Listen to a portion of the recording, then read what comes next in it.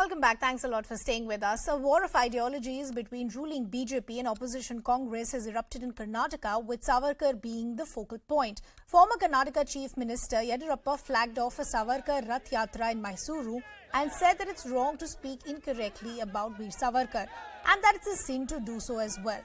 The Rath Yatra is a part of a campaign called Everywhere Savarkar and is meant to spread awareness about him.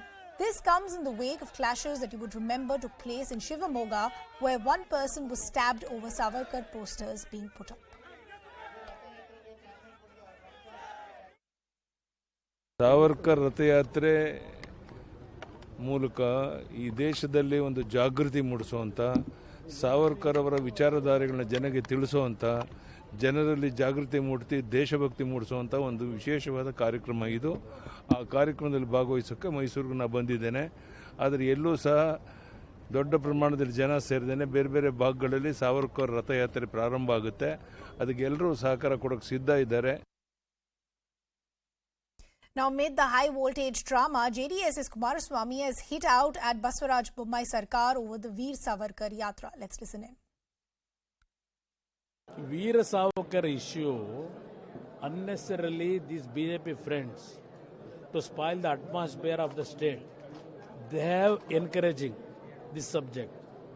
For that, actually, these Congress friends, they are putting petrol to fight it. What will be the message they wanted to give? Several problems we are facing here in this state.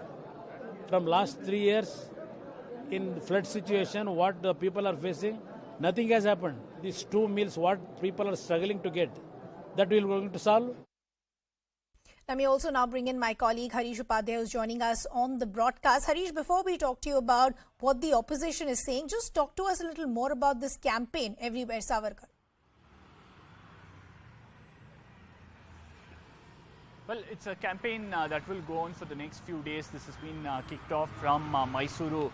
More significantly, for the first time, we are seeing Yediyurappa commenting openly and associating himself on a very crucial issue that is seen as very polarizing and divisive. We've always seen him maintain some sort of a distance from such issues, but for the first time we are seeing Yediyurappa taking the stance, taking part in such activity. Many would be attributing this to his elevation to the parliamentary board.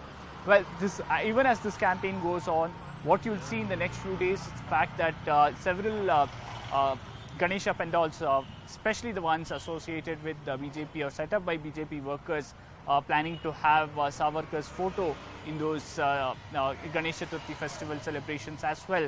And at various places, they are saying that we want to have it on a grand scale. They've sought permission from municipalities in several towns of Karnataka. Harish, now I also want to understand how is the opposition reacting, considering the fact all of this is happening in the backdrop of what played out in Shivamogga?